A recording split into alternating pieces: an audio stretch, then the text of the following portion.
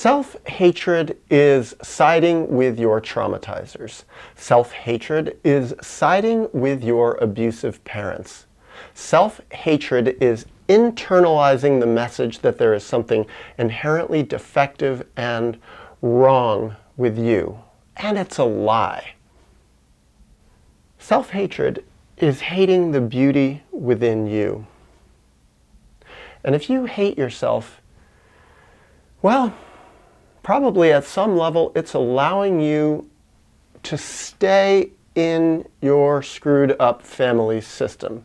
It's allowing you to be acceptable to the people whose job it was to love you the most, and yet were very deficient at that, couldn't do it, were too threatened by the truth and beauty of you.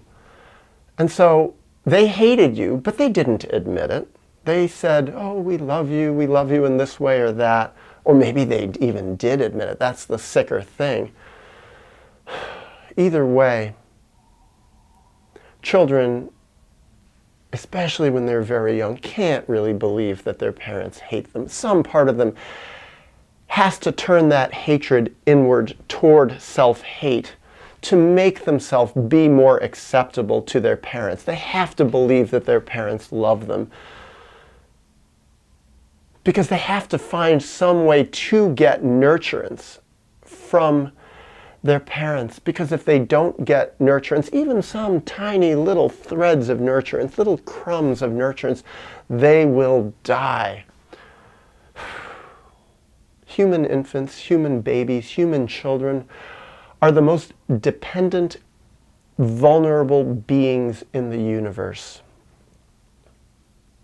And they're also the most flexible. They will do anything to make sure that that channel of love from their parents, from their caretakers, keeps coming. And self-hatred is one very easy and simple way to ensure that very deficient, very sick, very screwed up parents keep giving that nurturance to the child. The child becomes their parents' best ally, and if the parents hate the child will reflect that at some level in order to get loved.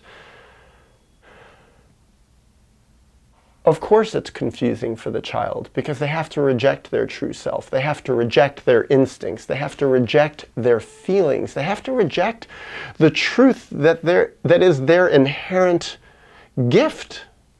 As a human, every human is born with the gift of knowing truth, of feeling truth, of being connected with truth. But then they have to disconnect with it to fit into that sick family system and get that love. And then when they grow up and start gaining intellectual capacities and the capacity to reflect and to self-reflect, it can be very confusing. Why does this person hate themselves? I asked myself along the way, why do I hate myself? Where does this come from?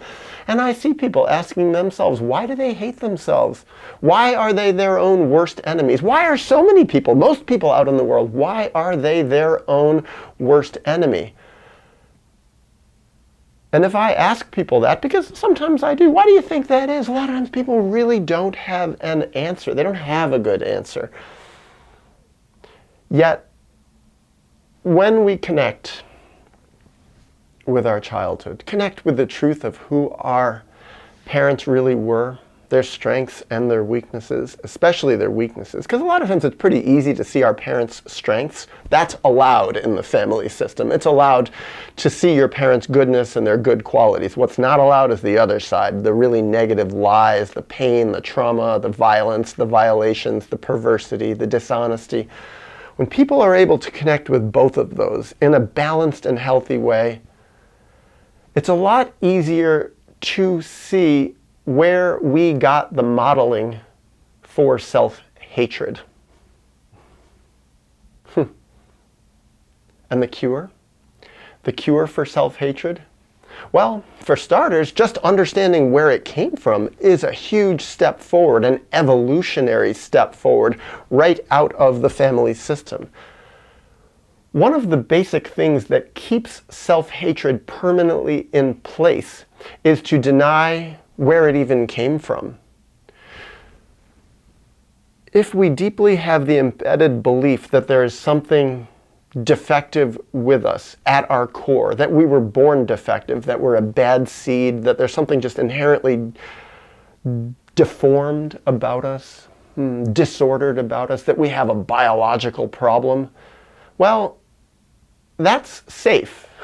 That makes our self-hatred safe. It makes the family system safe. It makes our parents feel safe. But when we start looking at it and saying, no, no, no, this is not where self-hatred comes from. Our self-hatred really does come from our traumas, from our primary traumatizers.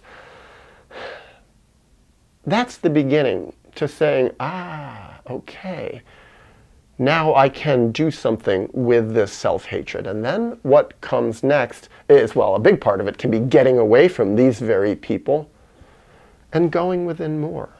Really understanding what happened to us. Who were we at the very beginning? Why did they do this to us? Well, actually not really that. Because who cares why they did it? Just figuring out the fact that they did it and really understanding the full range of what they did. Writing down all the different things that happened to us, all the different traumas that we experienced, the crucible of painful, negative truth that we experienced in our life, really making sense of this. Living a healthy lifestyle. Living a lifestyle that even if we feel some degree of self-hatred, a self-loving, self-nurturing, self-respecting lifestyle is a big part of negating that self-hatred and setting a stage for us, a new role modeling in which we are the parent in our life now, to beginning to dismantle that self-hatred. Changing behavior, changing self-destructive patterns, finding healthier people as our allies, healthier friends, maybe even a therapist, though I think there aren't very many particularly good ones out there. But at the very least, practicing good self-therapy. For my case, journaling was key to dismantling my self-hatred. And ultimately, grieving. This is the key. Grieving the traumas. Grieving what was lost as the result of the traumas. Grieving is a process of gaining back our connection with ourself. Our connection with the root of our beautiful self, the self that we can love. Grieving our historical traumas is an act of self-love, and it undoes self-hatred.